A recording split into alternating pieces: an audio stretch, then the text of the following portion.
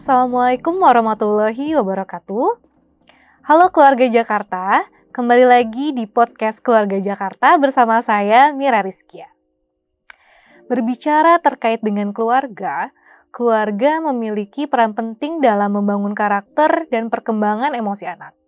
Oleh sebab itu, orang tua dalam keluarga perlu senantiasa untuk meningkatkan keterampilan dan juga pengetahuan dalam pendidikan dan pengasuhan anak. Nah, dongeng merupakan salah satu sarana jembatan komunikasi kepada anak-anak dalam bentuk cerita yang menyenangkan dan juga menghibur. Cerita dongeng mungkin terkesan sebagai kisah nyata yang benar-benar terjadi. Padahal dongeng itu sendiri merupakan fiksi yang imajinatif tetapi memberikan dampak positif bagi anak karena banyak memuat pesan moral. Nah, berkenaan dengan tema Hari Dongeng Sedunia tahun 2024 yang diperingati pada 20 Maret kemarin, maka tema podcast kita hari ini yaitu terkait dengan kegiatan mendongeng bisa menjadi jembatan komunikasi melalui anak-anak usia dini agar kedepannya mereka bisa menghadapi perbedaan tanpa perpecahan. Pada hari ini kita sudah kedatangan bintang tamu di podcast Keluarga Jakarta, ada Kak Muhammad Aryo Farid atau disapanya dengan Kak Aryo. Kak Aryo ini yang saya dengar ya, Kak, merupakan salah satu founder dari pendongeng Asia ya kalau nggak salah. Mungkin nanti Kak Aryo bisa kenalan dulu nih sama teman-teman podcast Keluarga Jakarta. Boleh. Assalamualaikum warahmatullahi wabarakatuh. Nama saya Aryo. Biasanya dipanggil Kak Ayo sih kalau urusan dongeng sama anak-anak. Tapi Kak Aryo lah nama benernya. Kak Aryo. Tadi benar, tapi itu adalah Federasi Pendongeng Asia. Jadi kita bikin organisasi pendongeng di Asia. Gitu. Oke, boleh cerita nggak Kak sedikit terkait mendongeng itu sebenarnya kegiatan mendongeng itu apa sih? Karena kan di satu sisi tuh ada yang mengartikan dongeng itu harus dengan alat peraga, dengan boneka gitu kan. Dengan menirukan suara-suara, dan di satu sisi lain ada yang baca buku cerita aja tuh udah dongeng kok gitu. Sebenarnya mendongeng tuh kayak gimana sih Kak? Karena ini konteksnya buat keluarga ya. Mendongeng itu sebenarnya bisa sangat mudah untuk dilakukan buat para orang tua ke anaknya. Tidak perlu alat bantu yang berlebihan karena kehadiran orang tua buat anaknya, terus orang tua bercerita ke anaknya, itu udah lebih dari cukup. Buat anak tuh mereka merasa banyak kalau misalnya orang tuanya tuh ada dan bercerita. Jadi merasa terlindungi, terus merasa nyaman karena mungkin seharian ada banyak pertanyaan, ada banyak hal yang masih membingungkan buat mereka gitu. Tapi ketika ada ruang mereka mendengar orang tua bercerita, kemudian anak-anak nyeletuk gitu atau anak-anak nanya dan mereka merasa mereka didengar gitu dan kemudian dijawab. Nah, itu udah cukup. Jadi sebenarnya orang tua nggak usah pusing nih dengan pandangan harus bisa menirukan suara atau pakai alat bantu. Nah, jadi mendongeng itu sebenarnya seperti yang tadi dibilang, dia jembatan untuk orang tua mendidik ke anaknya dengan cara yang menghibur dan menyenangkan tadi. Gitu. Tapi memang ada dua nih kalau dalam kegiatan mendongeng. Yang pertama itu adalah mendongeng tanpa teks.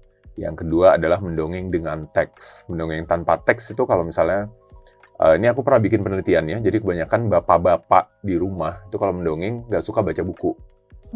Karena pulang kerja terus disuruh bacain buku ke anaknya tuh udah kayak, hah apa nih baca, kerja lagi gitu. Jadi akhirnya mendingan ngarang cerita jadinya. Jadi kalau mendongeng langsung, bercerita langsung kayak sekarang nih, langsung nggak pakai alat bantu, nggak pakai baca. Nah, itu namanya mendongeng tanpa teks bercerita. Kalau dulu tuh namanya bertutur lisan lah. Nah, tapi ada lagi yang tadi pakai buku, dibacakan.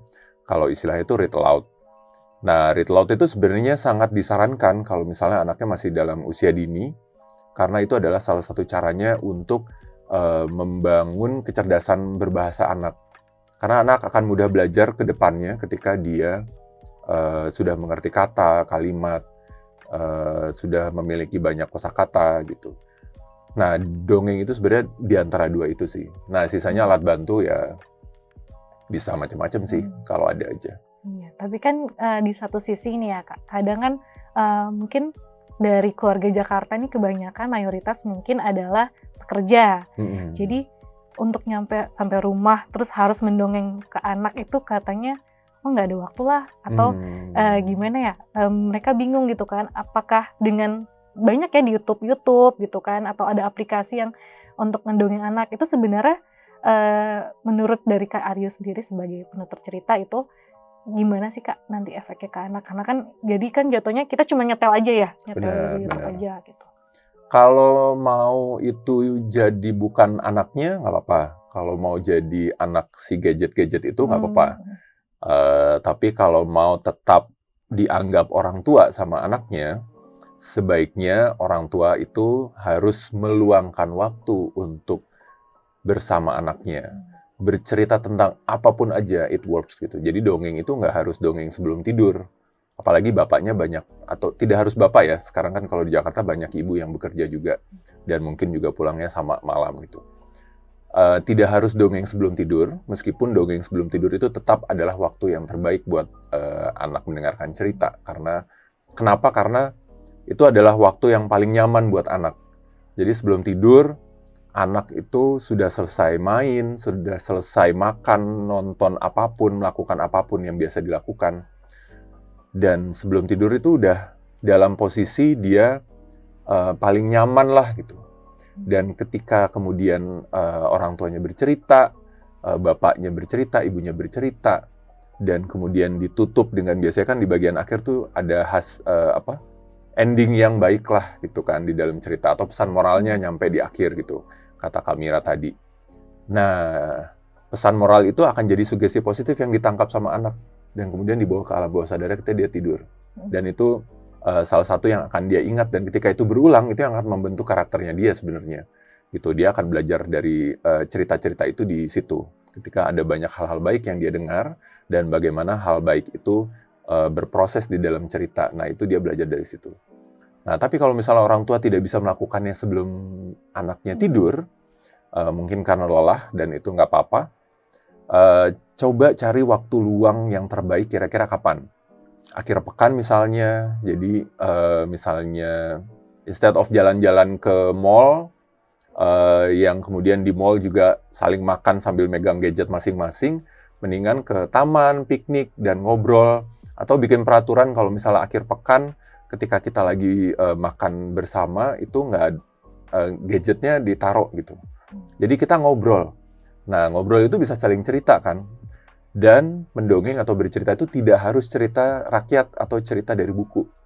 Jadi itu bisa cerita pengalaman sehari-hari dari orang tuanya. Bapaknya kemarin kerja ada pengalaman apa, atau dia melihat sesuatu apa yang menarik, nah itu bisa diceritain. Kemudian nanti akan berbalik, nah kalau kamu gimana nak? Kamu ada pengalaman apa kemarin? Kemarin di sekolah gimana gitu. Nah, bercerita seperti itu ada dua arah. Itu adalah hal yang lebih menyenangkan sebenarnya dibandingkan anaknya nonton dari gadget gitu. Karena kalau nonton dari gadget, ini gadget nggak bisa jawab nih kalau anaknya bingung. Kalau anak mengkerutkan dahi karena ada kata-kata yang sulit, gadgetnya nggak ngerti dan nggak bisa menjelaskan. Kalau ada yang dia bingung atau yang dia nggak suka dalam tokohnya, ih kok ini begini sih, kok si buaya begini sih sama si kancil, gadgetnya nggak bisa jawab dan nggak bisa menenangkan. Tunggu dulu, kira-kira apa yang terjadi ya? Kita lanjutin ya ceritanya gitu. Jadi interaksi itu yang sebenarnya dibutuhkan sama anak. Jadi sebenarnya memang yang dibutuhkan itu kalau kita bercerita atau mendongeng itu bukan dari cerita rakyatnya atau bukan dari ceritanya saja, tetapi untuk bondingnya gitu ya kan. Betul, interaksi sama orang tuanya, saling tanya, saling jawab, nah itu yang dibutuhin. Interaksinya. Lalu ini Kak, apa yang bisa dilakukan sih Kak kira-kira untuk kegiatan mendongeng ini bisa diterima dan dilakukan semua keluarga, khususnya keluarga Jakarta? Mungkin ada tips-tipsnya nggak Kak? Tipsnya nomor 1 adalah benar-benar meluangkan waktu. Kalau mencari waktu luang itu biasanya akan susah nih, jadi benar-benar meluangkan waktu. Dan kita tahu diri, misalnya kita kerja, kemudian pulang malam, kerja dari hari Senin sampai hari Sabtu misalnya. Berarti tinggal sisa hari Minggu nih. Mungkin boleh nih liburan, aku mau punya me time misalnya itu kan, mau apalah mancing, mau olahraga, ketemu sama teman-teman. Tapi jangan lupa ada anak di rumah yang juga butuh itu. Butuh waktu sama orang tuanya, butuh waktu sama bapaknya, butuh waktu sama ibunya. Gitu. Jadi coba luangkan waktu untuk itu. Karena ketika sudah punya anak, maka kita harus tahu anak juga punya hak yang harus dipenuhi. Merasa terlindungi, hak mendapatkan pendidikan. Dan itu ada porsinya ketika dilindungi dari orang tuanya, dilindungi dari bapak dan ibunya, kemudian mendapatkan pendidikan dari bapak dan ibunya juga. Gitu. Bukan diserahin ke sekolah aja kan pendidikan itu.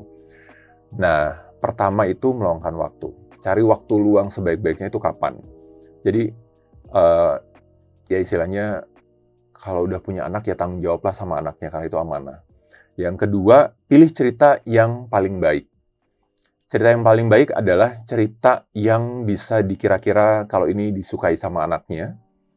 Jadi bisa dicari tahu dulu nih, anaknya ini usia berapa nih kira-kira. Nah, buku-buku sekarang dari Kementerian Pendidikan dan Kebudayaan, itu ada buku-buku yang ada panduan perjenjangannya. Jadi ini untuk kira-kira anak usia berapa gitu. Dan itu sangat membantu banyak orang tua. Dan itu gratis lagi, tinggal di-download, dibaca. Kemudian anak lagi tertarik dengan apa, topik-topik atau hobinya apa nih gitu, apa yang lagi dia suka tonton atau apa yang lagi dia suka bicarakan atau yang dia gambar atau yang dia mainkan di rumah. Misalnya anak-anak laki-laki usia dini biasanya dinosaurus, robot gitu-gitu kan, atau superheroes. Nah, cari cerita-cerita yang seperti itu. Jadi cari waktu luang, luangkan waktu, kemudian pilih cerita yang terbaik. Nah, tapi ceritanya kalau udah anak suka, orang tua juga harus baca dulu. Jadi kalau orang tuanya juga udah suka, nah itu akan lebih menyenangkan lagi ketika diceritakan. Gitu. Nah, yang ketiga sebenarnya lakuin deh gitu. Karena waktunya udah ada, ceritanya udah ada, tinggal dilakuin aja. Nggak usah mikirin, nggak ada alat bantu nih gitu, aku nggak ada bonekanya nih gitu. Atau, wah suaranya gimana ya, aduh tempatnya di mana ya, ya nanti gimana nih kalau misalnya dia begini, kalau dia nggak suka gimana, kalau ini gimana. Lakuin aja dulu, karena mendongeng itu cuma butuh, skillnya cuma satu sebenarnya, skill komunikasi. Jadi sepanjang dia bisa berkomunikasi dengan bahasa yang baik kepada anaknya, itu udah cukup. Itu anak tidak akan pernah menilai orang tuanya. Tiba-tiba malam hari bilang gitu, Mama, Bapak semalam dongengnya jelek banget, cari papa baru mah gitu. Nggak mungkin kayak gitu. Jadi mereka itu pasti akan senang dengan sesuatu yang dilakukan itu sepenuh hati. Apalagi orang tuanya yang lakuin sendiri itu. Nah, cuman itu aja sebenarnya. Jadi nggak usah pakai syarat-syarat yang berlebihan sih. Udah 3 langkah itu aja. 3 langkah itu tadi ya. Tapi kadang-kadang kan sekarang tuh orang tua tuh udah mulai malas, ya sudahlah dilepas aja, terserah mereka mau main apa. Jadi bondingnya tuh nggak ada. Untuk mengajak orang tuanya itu sendiri tuh gimana sih Kak? Kira kurang lebih tuh caranya. Kalau aku bisa bilang syaratnya cuma satu sebenarnya. Jadi akhirnya ngomong syarat ya. Orang tua itu harus ditunjukkan dengan fakta.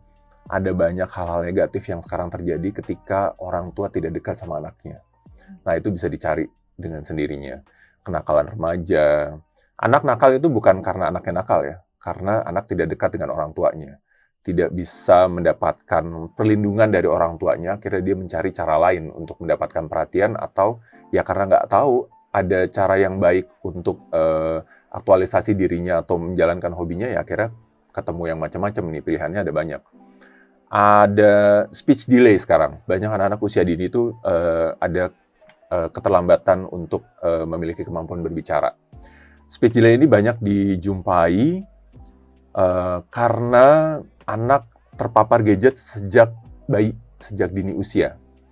Orang tua menyodorkan gadget, kemudian yang mereka tonton, anak-anak tonton itu adalah film-film animasi sederhana dengan gerakan mulut yang sederhana. Jadi cuma kebuka, ketutup, mangap, mingkem, mangap, mingkem.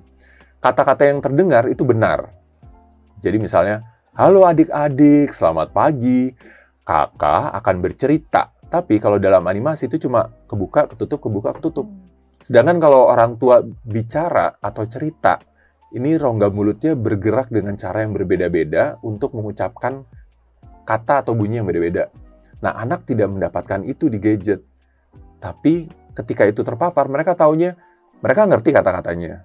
Tapi mereka taunya bicaranya itu cuma Jadi ketika anak diajak bicara, dia tahu nih mau jawab apa, tapi mulutnya nggak bisa bergerak sesuai untuk pengucapan itu gitu. Nah, makanya speech delay itu banyak terjadi. Tapi ketika anak mendengarkan cerita dari orang tuanya, kemudian saling tanya jawab, anak itu ngelihat ekspresi orang tuanya kalau ada emosi yang berbeda di dalam cerita itu gimana. Kemudian gerakan mulutnya ketika mengucapkan kata-kata dan bunyi-bunyi yang berbeda itu seperti apa. Karena anak melihat dan mendengar, dari situ dia akan belajar, oh caranya begitu. Sama seperti kita ngajarin anak, kamu mau apa? Mau makan apa? Kita akan bicara dengan lambat dan memperjelas gerakan mulut. Nah, anak akan belajar dari situ. Nah, itu 2 contoh yang udah cukup berat sih sebenarnya. Karena itu mempengaruhi proses belajar anak gitu. Jadi, satu syarat yang bisa aku ajak ke orang tua adalah coba cari tujuannya mau punya anak itu apa? Anaknya nih mau diapain nih? Harapannya ke depan buat anak itu apa? Nah, coba cari tahu dongeng itu bisa untuk apa nih? Nah, padahal itu murah dan nggak butuh effort yang berlebihan sih sebenarnya. Dongeng deh gitu, karena itu penting banget. Jadi itu ya Kak, tadi ada 2 syarat gitu ya, bagaimana sih orang tua ini mau mulai mendongeng kepada anaknya. Nah, Kak, kan mendongeng itu banyak ya kita rentang usianya, dari bayi, lalu anak-anak, remaja, sampai dewasa. Itu ada klasifikasinya nggak sih Kak? Kayak dongeng itu cuma untuk anak-anak aja gitu. Apakah dari bayi itu kita udah boleh dongengin anaknya, terus kalau remaja tuh juga gimana gitu? Kalau perlu pasti. Karena lewat cerita itu selain terhibur atau jadi membangun komunikasi, menumbuhkan intensitas komunikasinya itu, ada hal yang pasti bisa dipelajari juga kan lewat cerita. Jadi meskipun cerita bisa dinikmati juga, tapi ada hal baik apapun ceritanya.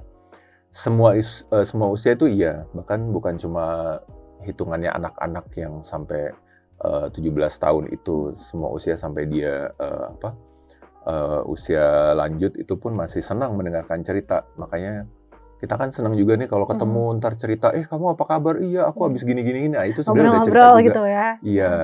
Dan itu sebenarnya yang menunjukkan bedanya adalah cara dan pilihan ceritanya. Kalau masih kecil ya cerita pengalaman sehari-hari iya, tapi ketika dia mendengarkan cerita ada tokoh tertentu, misalnya tokoh binatang yang ada pengalaman serunya gitu. Nah, itu buat mereka akan lebih menyenangkan dibandingkan tokoh nyata yang pengalamannya ya misalnya sehari-hari aja gitu. Tapi semakin tua nanti ya cerita binatang udah nggak nyata lagi kan, tapi pengalaman sehari-hari, kabarmu gimana, ada cerita apa, itu akan jadi lebih berharga buat mereka. Jadi pilihan cerita itu ada bedanya, kemudian caranya bercerita itu juga ada bedanya, durasi waktunya itu juga beda-beda. Kalau durasinya lebih dari bayi atau anak-anak bahkan itu lebih sebelum singkat dia gitu? jadi bayi itu juga sudah dari perlu kandungan didongengin. Benar, dari kandungan. Jadi usia trimester terakhir 7, 8, 9 bulan di dalam kandungan itu sudah perlu untuk mendengarkan cerita dari kedua orang tuanya. Jadi dari hamil langsung aja diceritain gitu, deh ini Jangan pas gitu. dari hamil ya, Nggak, setelah berapa bulan. Setelah berapa bulan ya maksudnya. Hamil ya, ayo gitu. Iya, trimester boleh sih, boleh ya, gitu tapi itu proses latihan ya, Nah. latihan orang tuanya supaya terbiasa, oh gini ya caranya kalau ngedongeng gitu nanti. Jadi secara ilmiah itu karena bahkan ada yang menyatakan, ini ada penelitian ya soalnya, ada yang di bulan ke-5 ketika indranya itu sudah terbentuk sempurna, termasuk indra perasa, itu akan membantu si anak untuk membedakan dan ada bonding, ada ikatan dengan getaran suara yang sering dia dengar.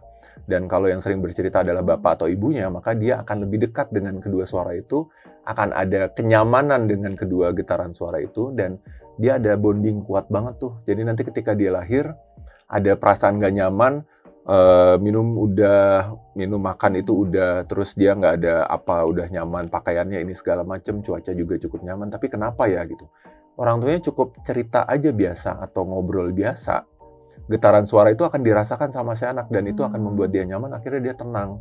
Jadi dia didengar suaranya udah kerasa gitu ya di dalam. Betul, karena waktu dalam kandung kan dia belum ngerti bahasa kan. Dia nggak tahu, kita mau berkali-kali bilang, nah ini bapak, nanti kamu kalau sudah keluar, nanti kamu, dia nggak akan ngerti itu kata-katanya apa, tapi dia akan merasakan dengan kuat getaran suaranya. Karena setiap orang tuh punya getaran suara yang berbeda. Dan itu kekuatan bercerita yang akan menciptakan bonding yang nggak bisa digantiin oleh siapapun. Gitu. Jadi bapak ibunya tuh harus sudah mulai bercerita sebelum lahir. Nah, ketika dia lahir, nanti sebelum, ya sampai usia prasekolah deh, itu dongengnya apapun bisa, tapi pasti orang tua itu akan memperkenalkan hal-hal baru, terutama yang sehari-hari akan dijumpai sama anak. Itu misalnya dengan taman baru itu kemudian ngapain, atau ada hewan-hewan di sekitar itu gimana, ada ayam kemudian suaranya gimana ditirukan gitu. Nah, kemudian waktunya pun nggak lama biasanya. Mungkin 3 menit, 5 menit gitu, karena kadang-kadang tuh ya, maaf ya, kayak ya, apa-apa. Kalau misalnya ini, Kak, namanya anak-anak kan ya, dia tuh hilang fokusnya tuh cepet gitu kan. Jadi mungkin keluarga Jakarta di rumah juga, nanti kalau saya cerita ini kepanjangan nggak ya, kan jadi bingung juga. Lalu ada juga yang kalau misalnya ingin memasukkan cerita-cerita rohani itu apakah boleh? Atau kayak nanti kalau rohani ketika sudah SD aja gitu. Jadi lebih tepatnya tuh cerita-cerita yang misalnya nabi, kerohanian itu diberikannya kapan sih Kak? Gitu. Pertama masalah waktu itu benar, karena usia prasekolah atau dari kecil banget itu mereka akan mudah terganggu atau teralihkan perhatiannya dengan banyak hal. Ini lagi duduk aja, terus tiba-tiba ada suara apa, itu udah langsung teralihkan tuh bisa didatengin. Ini ada apa, penasaran, karena rasa ingin tahunya besar. Dan itu nggak boleh dihentikan. Rasa ingin tahunya itu harus dipantik terus, dipupuk terus gitu. Nah, kalau pilihan ceritanya itu sebenarnya bisa beragam. Cerita keagamaan, cerita rohani, itu boleh diperkenalkan, tapi ada kadarnya. Kita harus memilah juga ceritanya yang mana. Misalnya, kalau dalam beberapa cerita nabi kan ada yang misalnya mereka membela satu kaum atau datang ke mana kemudian mesti melawan yang zolim di situ siapa gitu, atau ada peperangannya gitu. Nah, itu jangan disampaikan dulu karena anak-anaknya itu pada usia kecil itu mereka belum ngerti apa ini perang, kenapa harus perang, membela itu apa sih maksudnya, ini tuh apa sih gitu. Jadi logikanya itu belum nyampe. Gitu. Jadi ada kok pilihan cerita di kitab-kitab suci itu yang ada tokoh hewannya dan ceritanya itu bisa dipilih yang sederhana banget gitu. Yang buat mereka itu ada, kalau menurutku buat mereka itu ada gunanya gitu loh, yang bisa dipraktekkan juga gitu. Jadi misalnya satu hewan membantu hewan yang lain, akhirnya hewan yang ini terbantu, dia senang dan udah selesai. Dan itu juga udah cukup. Karena nanti sehari-hari itu bisa dia pakai. Dia jadi melihat moralnya, berarti kalau dari cerita yang kemarin harus saling bantu nih, temen butuh apa, kita bantu. Betul. Gitu ya. Jadi ada life skill yang bisa dia pelajari juga di situ, tapi dalam tingkatan yang sederhana yang bisa dia praktekkan sehari-hari juga. Gitu. Tapi akan menyenangkan juga ketika ketemu dengan hewan-hewan baru, ketemu dengan karakter baru, ketemu dengan tempat-tempat baru di dalam cerita itu. Gitu.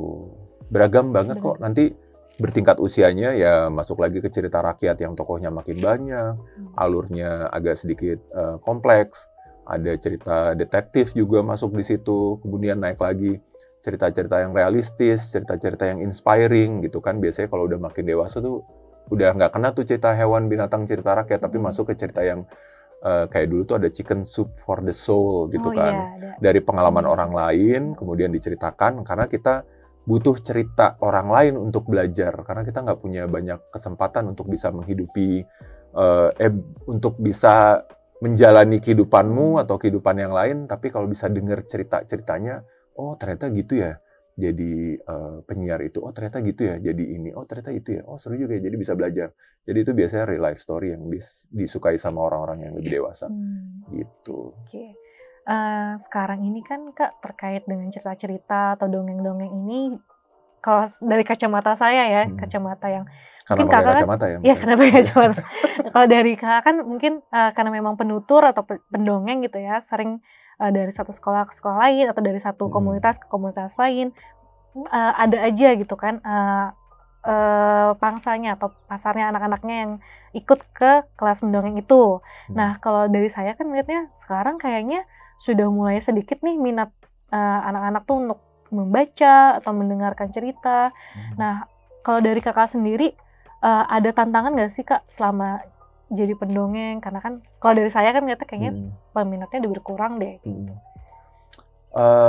Kalau peminatnya berkurang sebenarnya enggak, karena ya alhamdulillah kalau misalnya ada kesempatan untuk bercerita diundang di mana gitu, atau saya kadang nggak nunggu diundang tapi malah bikin sendiri acara bercerita, itu banyak kok anak-anak atau orang tua yang membawa anaknya sampai dia juga akhirnya sendiri mendengarkan cerita itu banyak banget dan beragam sekali, tidak hanya di kota besar bahkan di daerah-daerah yang senang banyak, yang kemudian jadi mau ikutan cerita juga banyak.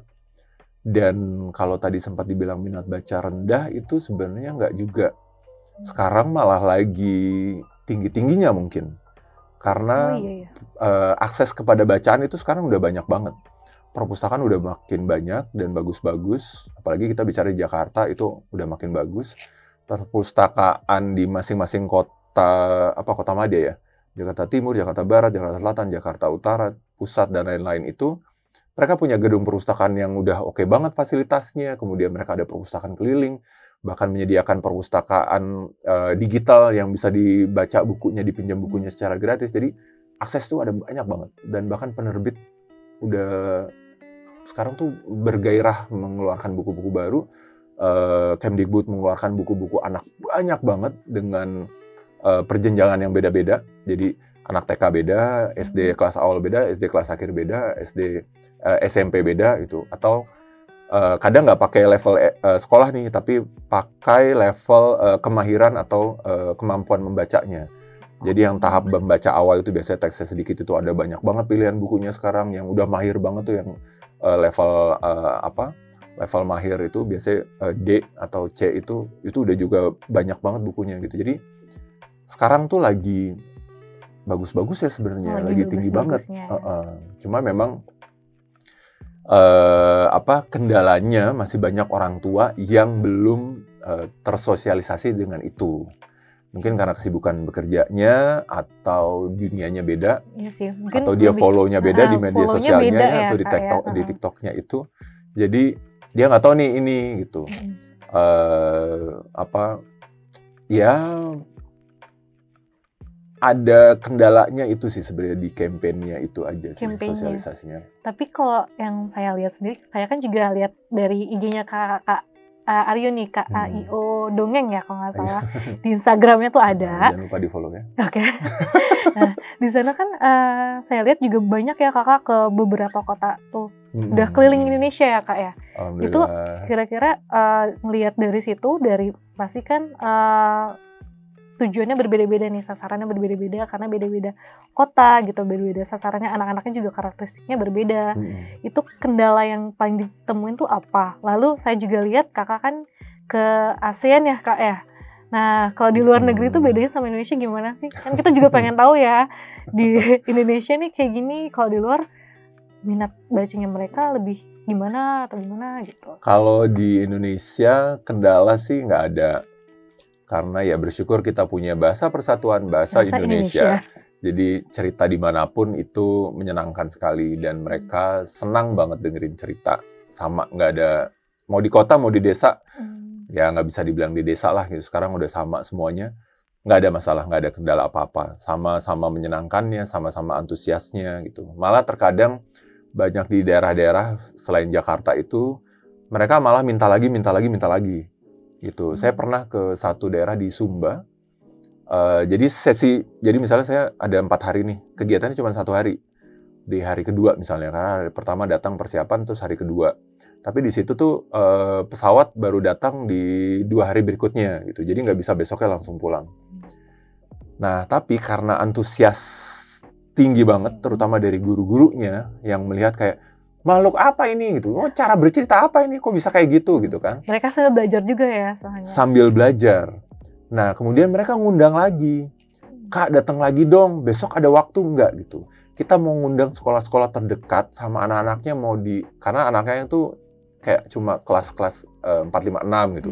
Mereka mau datengin yang dari TK 1, 2, 3 gitu, sekalian semuanya gitu. Jadi ya. Terus ya bisa sih, karena besok saya juga acaranya cuma jalan-jalan aja, nggak ngapa-ngapain lagi karena nunggu pesawat 2 hari kemudian gitu. Jadi ya udah oke gitu. Jadi tantangannya ya itu, kadang mereka minta lagi. Pernah di satu daerah juga sampai gurunya datang, kakak nginep di mana gitu, bolehkah kita yang datang gitu. Kita mau banyak tanya-tanya, mereka datang tanya-tanya gitu. Jadi kendalanya ya kadang kita kalau bisa punya banyak waktu untuk bisa menularkan itu ke orang lain supaya itu bisa dilakukan, karena yang dapat hal baiknya pasti anak-anak gitu. Nah tapi kalau bedanya dengan Jakarta nggak ada, tapi kalau misalnya ke luar Indonesia, kendalanya ya cuma di bahasa aja sih sebenarnya, karena kadang hal-hal lucu yang bisa aku sampaikan dalam bahasa Indonesia kalau diterjemahin tuh jadi nggak lucu lagi gitu. Tapi sama aja semuanya. Kalau keluar Indonesia tuh pasti aku bawain cerita rakyat dari Indonesia. Dari Indonesia. Ya karena mereka mengundang aku, mereka taunya aku dari Indonesia dong. Jadi minimal mereka harus mencicipi cerita Indonesia itu seperti apa, atau cerita ini misalnya yang pernah dibawain adalah cerita dari Aceh nih gitu. Nah itu ada sedikit ya kayak gimmick-gimmick dari Aceh yang aku bawakan gitu. Jadi misalnya nada-nada tertentu yang biasanya kalau di Aceh itu ada namanya didong. Didong itu seni bertutur tradisi di Aceh. Dia itu berceritanya tuh pakai syair yang dilagukan. Oh, jadi ada musikalisasi nadanya. Gitu, Kak? Kayak musikalisasi gitu. Nah itu dibawakan sedikit gitu. Atau dari Jawa Tengah misalnya ada lagu Jawa lah yang dibawain gitu. Atau dari pakaiannya gitu. Kalau kendalanya nggak ada, mereka sama-sama senang mendengarkan cerita, minat bacanya juga sama-sama tinggi. Bedanya adalah kalau di sana itu mereka lebih, ya mungkin karena jumlah penduduknya kita cukup banyak, jadi persebaran toko buku, perpustakaan itu juga terbatas hanya di beberapa titik, sedangkan pelosok-pelosok itu kadang nggak ada. Jadi banyak cerita yang aku bawa di Indonesia itu nggak ada masalah ya, karena banyak belum didengarkan. Tapi kalau keluar, nah kadang kendalanya kalau cerita-cerita populer yang aku bawakan, mereka banyak yang udah tahu. Gitu. Jadi, oh iya, saya udah tahu nih ceritanya. ceritanya. Aku tahu nih cerita yang ini, udah tahu ya, karena banyak, karena ya jujur aja cerita yang aku bawain itu semua dari buku. Tuh, jadi aku olah lagi, kemudian ya karena salah satu keinginannya adalah ketika mendongeng itu juga bisa memperkenalkan bahwa ini cerita dari buku ini loh yang aku bawakan gitu. Jadi campaign tentang minat baca juga. Gitu. Bisa dibilang nggak ada perbedaan, minat baca juga sama, tapi memang fasilitas di luar itu lebih mudah ya untuk mengakses ke buku. Karena persebarannya mungkin di luar lingkup lebih kecil ya. Dan orang tua lebih banyak yang sudah aware bahwa membaca itu penting untuk anaknya, makanya banyak yang dibawa ke perpustakaan gitu. Dan biasanya festival dongeng di luar itu adalah di perpustakaan gitu. Kalau di kita masih ada beberapa yang sudah sering mempergunakan perpustakaan untuk festival dongeng, untuk kegiatan dongeng gitu, tapi banyak orang tua yang belum aware bahwa orang tua perlu membawa anaknya ke salah satu ini juga ya Kak, ini tuh salah satu PR kita terutama nih dari dinas ya, dari Pemprov DKI, bagaimana caranya supaya meningkatkan awareness dari orang tua itu sendiri. Kalau sebenarnya meningkatkan minat baca anak-anak juga bisa ditingkatkan, salah satunya mungkin adanya pergerakan festival dongeng gitu. Betul. Ya. Lalu juga ini sebenarnya salah satu cara kita juga adanya podcast Keluarga Jakarta, mengundang Kak Aryo ke sini terkait dengan dongeng itu seperti apa, lalu bagaimana upayanya untuk dapat meningkatkan kualitas si keluarga itu sendiri melalui dongeng. Kak, terakhir nih sebelum closing statement, boleh nggak sih Kak dicontohin dongeng yang sederhana gitu, supaya bisa kayak dari orang-orang keluarga Jakarta nih, keluarga Jakarta di manapun berada, bisa ngikutin gitu, yang sederhana aja gitu. Sederhana. Mau berapa detik atau mau berapa menit? Sesederhana. Secukupnya. Secukupnya. Oke. Aku cerita ya. Ini mungkin nanti bisa dipraktekkan para orang tua ke anak-anaknya. Usahakan nanti orang tua kalau mendongeng anaknya jangan ada jarak. Jadi jaraknya itu 0 kalau bisa, deket banget. Jadi kalau misalnya mau dongeng sebelum tidur harus berbaring, bersisian, nempel. Kalau misalnya kumpul keluarga aja sambil makan misalnya, kalau bisa benar-benar dekat, atau anaknya sambil dipangku kalau memungkinkan. Atau kalau misalnya dalam perjalanan ya usahakan itu momennya keduanya siap gitu. Jadi anaknya tahu kalau ini mau dengerin cerita, bukan lagi sibuk main gadget atau ngapa-ngapain. Orang tuanya juga tidak teralihkan dengan kegiatan yang lain gitu. Jadi dua-duanya siap. Ini dongeng yang nanti bisa dipraktekkan. Nanti tinggal diulang aja nih siaran podcastnya ya, untuk hafal ceritanya dan gerakannya seperti apa. Ini dongeng dari Afrika, dan ini saya baca dari buku, kemudian saya olah dari cerita itu mempergunakan jari. Ini saya pelajari juga dari teman saya waktu itu di Malaysia, sama pendongengnya. Pergunakan 5 jari ini, kemudian ikuti ceritanya. Ikut ya, Kamira? Ya, ikut. Suatu hari, ada 5 sahabat. Ada kelingking, ada manis, ada tengah, ada telunjuk, dan ada jempol. Kelima sahabat ini, mereka senang sekali bermain. Mereka senang lari-larian, lompat-lompatan, dan mereka bisa bermain sepanjang hari. Ketika sudah senang bermain, mereka akan lelah. Biasanya sore harinya akan mengantuk, sambil menguap. Lalu malamnya tertidur. Biasanya kalau kecapean tidurnya sambil apa? Ngorok. Sambil ngorok.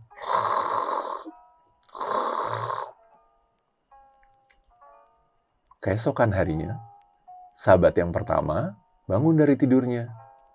Yang pertama siapa? Kelingking dulu. Kelingking. Yang pertama kelingking. Kelingking bangun dari tidurnya. Ting. Kelingking ini bilang sesuatu. Dia bilang, "Aku lapar." Lalu sahabat yang kedua bangun dari tidurnya. Siapa? Jari manis. Ting. Manis bangun dan dia juga bilang hal yang sama. "Aku juga lapar." Lalu yang ketiga bangun dan juga bilang hal yang sama. "Aku lapar." Lalu yang keempat bangun dan dia bilang, "Teman-teman, kalau punya makanan, aku mau ya. Aku lapar." Lalu bangun sahabat yang kelima, si jempol. Tapi si jempol ini sedikit berbeda. Bangun tidur, merapikan tempat tidur, kemudian mandi, dan pergi sarapan. Ada di dapur atau ada di ruang makan, dan dia langsung makan. Kalau belum, dia akan masak. Ketika dia siap-siap mau main, tiba-tiba dia mendengar keempat sahabatnya bilang apa? Aku lapar. Aku lapar, aku lapar, aku lapar. Lalu dia bilang, "Teman-teman, kalau butuh sesuatu, jangan hanya mengeluh." Tapi keempat sahabatnya itu hanya mengeluh dan mengeluh dan mengeluh sepanjang hari. Bahkan ketika bermain, mereka tetap mengeluh dan mengeluh lapar. Sampai sore hari tiba, mereka kembali ke rumah dan sudah mengantuk. Lalu mereka tidur sambil kelaparan dan mendengkur. Mendengkur terus sambil menahan lapar.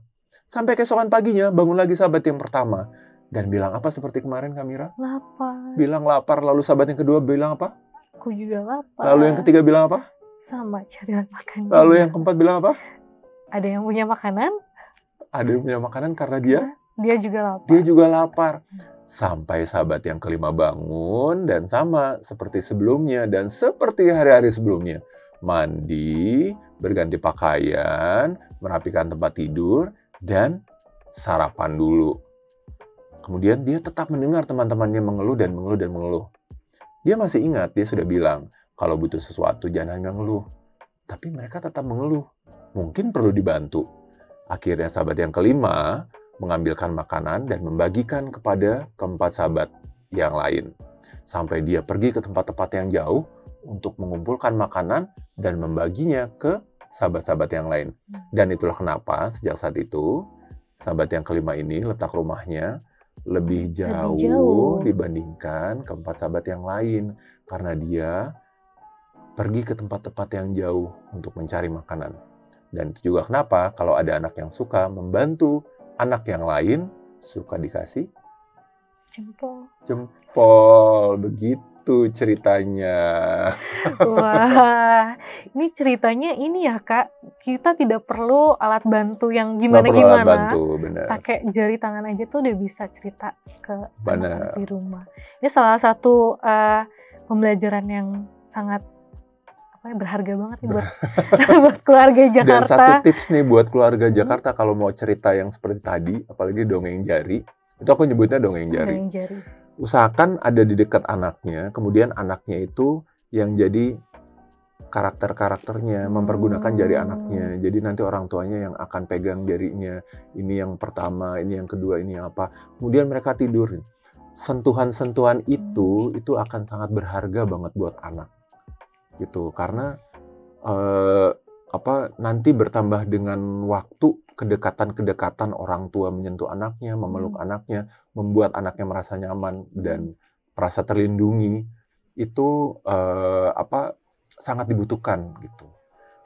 Wow, sangat insightful sekali ya obrolan kita hari ini.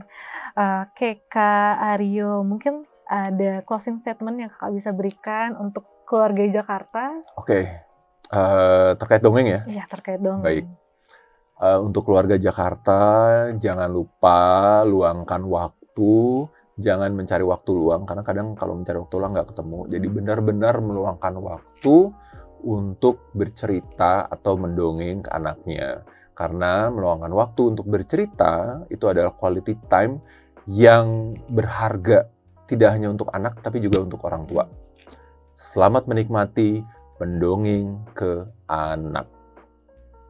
Oke, baik. Terima kasih banyak Kak Aryo atas sharingnya dan juga diskusi dan juga beberapa insight yang tips-tips yang sangat berguna banget nih buat keluarga Jakarta. Sama.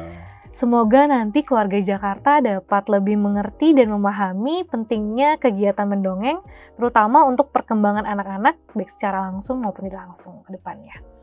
Nah, untuk keluarga Jakarta, apabila ingin konsultasi seputar pengasuhan anak, perilaku anak, gizi anak, dan juga remaja, bisa konsultasikan secara gratis melalui telekonsultasi Puspa di puspa.jakarta.go.id. Saksikan terus podcast Keluarga Jakarta di channel YouTube Dinas PPAPP Provinsi DKI Jakarta.